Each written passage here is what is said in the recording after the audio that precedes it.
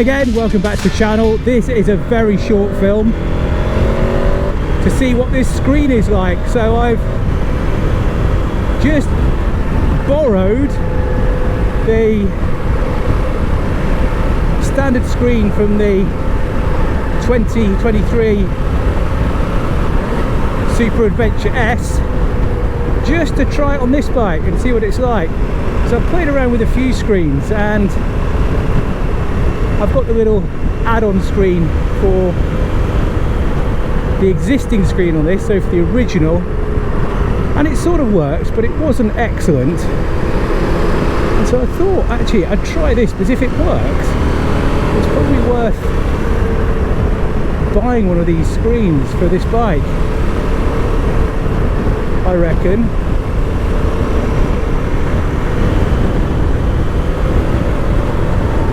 And it is very good. Really liking that.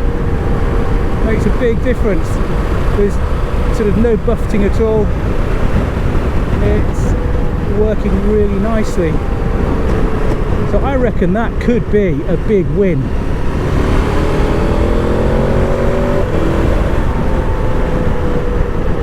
Very good.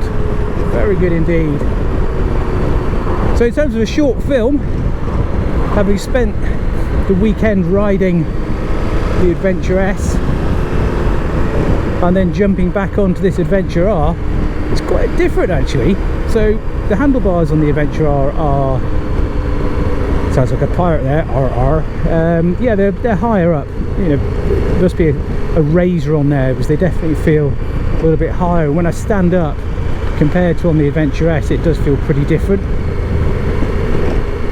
And then, yeah, the only other difference here is the knobbly tyres that I've got, which you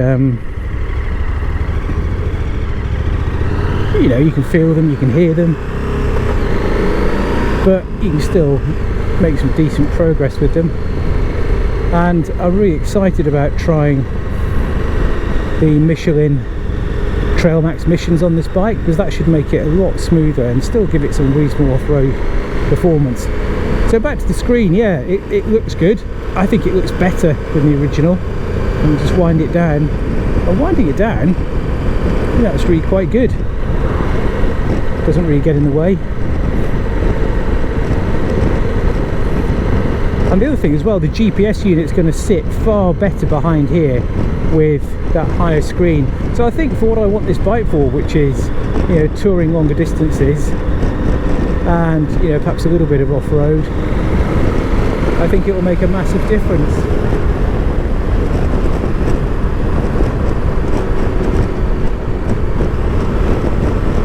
So I'll put it down to its lowest setting. There's a little bit of buffeting, but it's still much better than the stock screen on this bike.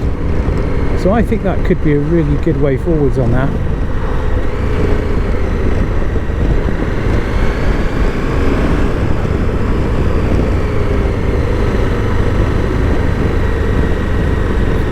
Interestingly, just as I was braking into that corner, it felt like there was just a little pulse of cornering ABS, which I suspect is just the knobbly tyres making it do that.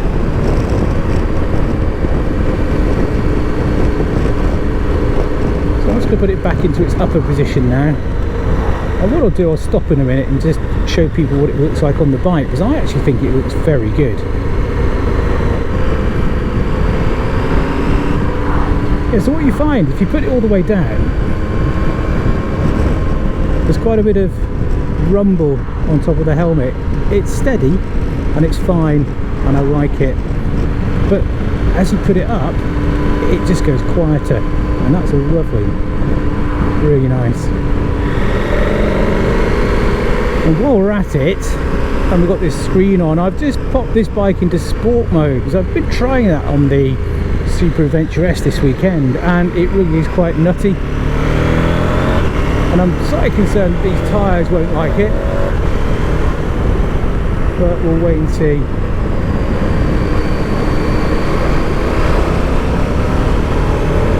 Yeah, you just feel it doesn't pick up on the corners quite as good as those Mitas Terraforce tyres on the 1290S, but it's pretty good. and I am loving this screen. It's working a treat, really good. Oh, loopy sport mode is great. Yeah, you just feel the traction control kicking in a little bit when you try and squirt it a bit on those corners. Very gentle, very subtle, but it does kick in. But you know, getting some reasonable speeds here, and that screen is really doing the business. Yeah, so it held quite nicely there. Yeah, just very, very slightly dropping the power, I think, coming out of those corners with these Bridgestone Battle Axe tyres, but it's still pretty good, and I think it's going to be extremely good with the Michelin tyres on, I think. So let's have a look at this screen, and you know, I look at my 1290 Adventure R and I do love how it looks, and I do prefer it to the 1290 Adventure S. So have a look at that screen. I think that is pretty good. I think it really suits the bike. I think it works well. That's in its lower position.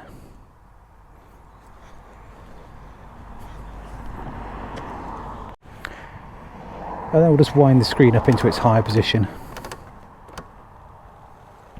And again, I think it looks better in the low position, but that is still pretty good.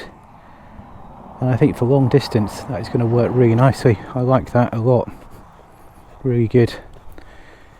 Yeah, I'm still in love with the Super Adventure R. I've ridden the Super Adventure S all weekend, well, for longer than that, and it's a great bike, but I love this bike.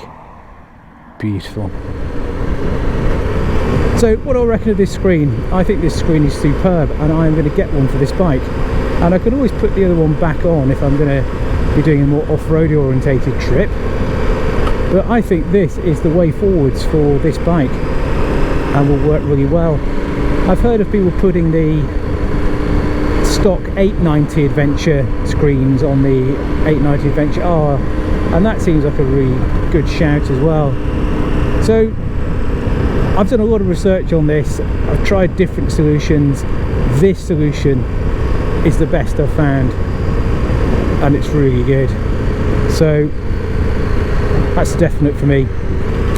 Once again, thanks for watching the channel. Really appreciate your time.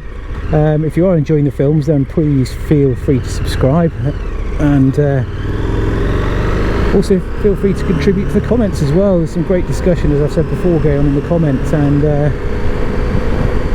I think that's where we learn. So thanks for watching. Have a great ride in 2023, and see you again soon.